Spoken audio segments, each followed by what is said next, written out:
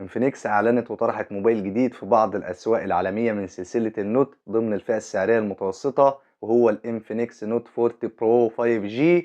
موبايل بمواصفات جيدة هنعرفها إن شاء الله من خلال الفيديو، وكمان هنعرف إذا كان الموبايل يستحق الشراء ولا لأ. بس الأول صلوا على النبي ويلا بينا ندخل في التفاصيل.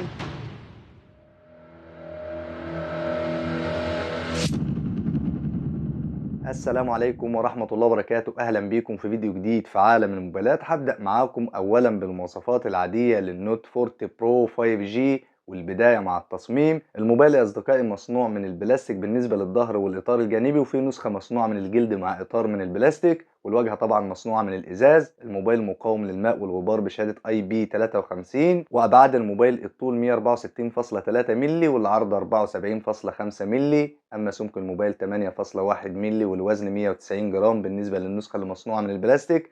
أما النسخة اللي مصنوعة من الجلد بوزن 196 جرام. تصميم الموبايل جيد ومفهوش أي مشاكل. طبعا الموبايل بيدعم شريحتين اتصال 4G و 5G. شبكات الاتصال قوية تم تحسينها بشكل كبير، والإنترنت سريع سواء كنت بتستخدم الموبايل داتا أو واي فاي، والبلوتوث كمان سريع. والموبايل بيدعم بصمة الإصبع مدمجة في الشاشة أسفل الشاشة، وبيدعم بصمة الوجه أو خاصية التعرف على الوجه. وكمان الموبايل بيدعم خاصية NFC للدفع الإلكتروني الذكي أو نقل الملفات عن قرب، وبيدعم خاصية AutoG لنقل الملفات عن طريق فلاشة خارجية من خلال منفذ الشحن. ومن أهم مميزاته بيدعم سماعات الستيريو JBL عشان تجربة الصوت تكون قوية ونقية، وبيدعم راديو FM. والموبايل كمان بيدعم محرر الصور والفيديو والمستندات، تقدر تعدل على الصور والفيديوهات من خلال معرض الصور، وتشغيل الصوت والفيديو بأكتر من صيغة. أما نظام التشغيل أندرويد 14 مع واجهة XOS 14 أحدث واجهة من انفينكس، وألوان الموبايل الأخضر والذهبي زي ما هو واضح قدام حضراتكم. دي المواصفات العادية اللي موجودة في الانفينكس نوت 40 برو 5G. نيجي بقى للمواصفات الرئيسية واللي من خلالها بتقرر يا صديقي العزيز هتشتري الموبايل وبتحكم على الأداء. والبداية مع البطارية واللي بتكون قوية بسعة 5000 ملي أمبير، وشاحن سريع بقود 45 واط هيشحن 50% في 26 دقيقة، ومنفذ الشحن تايب سي. والموبايل بيدعم الشحن العكسي بقوة 20 واط، تقدر تستخدمه زي الباور بانك وتشحن بيه أي موبايل تاني. والموبايل بيدعم الشحن اللاسلكي بيكون موجود في العلبة. البطارية قوية وهتدوم لوقت طويل في كل الاستخدامات، سواء كنت بتلعب على الموبايل أو بتستخدمه في الإنترنت أو مشاهدة الفيديوهات أو في أي استخدام أنت عايزه، واللي هيساعد في أداء البطارية الكويس إنها تدوم لوقت طويل. دقة تصنيع المعالج الموفرة للطاقة 6 نانومتر. نيجي بقى لمساحة تخزين الانفينكس نوت 40 برو 5G.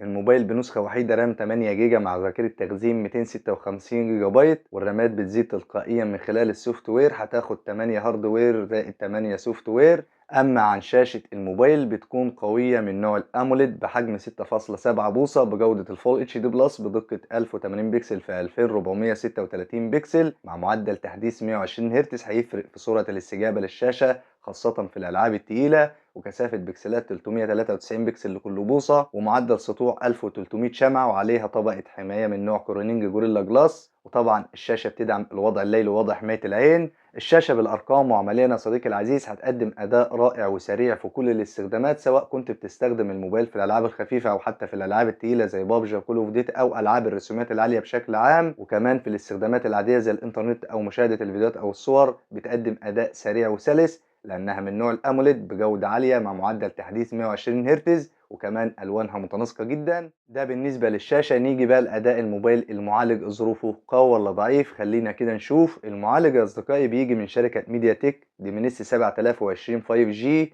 ثمان النواة بدقة تصنيع 6 نانومتر. المعالج هيكون موفر في الطاقة. أما المعالج الرسومي IMG BXM 8256. المعالج يا أصدقائي من أهم مميزات الموبايل، وهيقدم أداء رائع في كل الاستخدامات، أداء قوي وسريع سواء كنت بتلعب على الموبايل أو بتستخدمه في الإنترنت أو في أي استخدام أنت عايزه. وكمان بيدعم تصوير الفيديوهات بجودة 2K.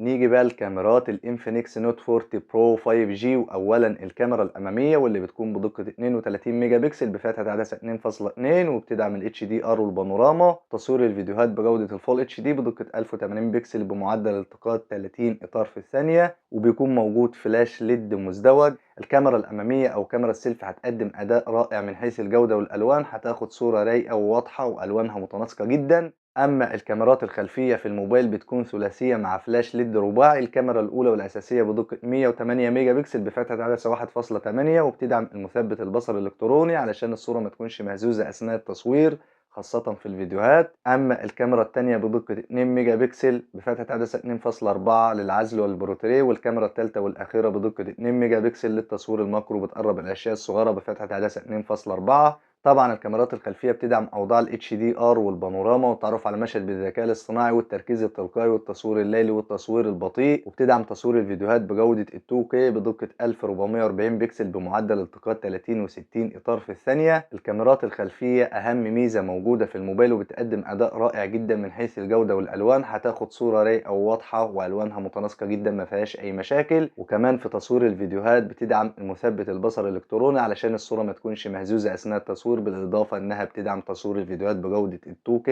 ودي حاجة محترمة في الموبايل. تعالوا بقى نعرف محتويات علبة الانفينكس نوت 40 برو 5G. بيكون موجود في العلبة الموبايل وعليه سكرينة من الشركة، وموجود راس الشاحن بقود 45 واط وكابل USB تايب سي وجراب لحماية الموبايل ودبوس معدني لاستخراج شريحة الاتصال. وبيكون موجود في العلبة شاحن لاسلكي ودليل البدء السريع وشهادة الضمان. تعالوا بقى للخلاصة علشان نعرف إذا كان الموبايل يستحق الشراء ولا لأ، هيقدم قيمة مقابل سعر ولا لأ. من الآخر كده يا صديقي العزيز، الانفينكس نوت 40 برو 5G بيقدم أداء رائع في كل الاستخدامات، سواء في الألعاب الخفيفة أو حتى في الألعاب التقيلة زي بابجي وكول أوف ديوتي أو فري فاير، لأن المعالج أداؤه قوي جدا والشاشة رائعة من نوع الأموليد مع معدل تحديث 120 هرتز وبجودة عالية. ولو أنت عايز الموبايل في التصوير بيقدم صورة رائعة من حيث الجودة والألوان، بتدعم تصوير الفيديوهات بجودة ال 2K مع المثبت البصري الإلكتروني علشان الصورة ما تكونش مهزوزة أثناء التصوير.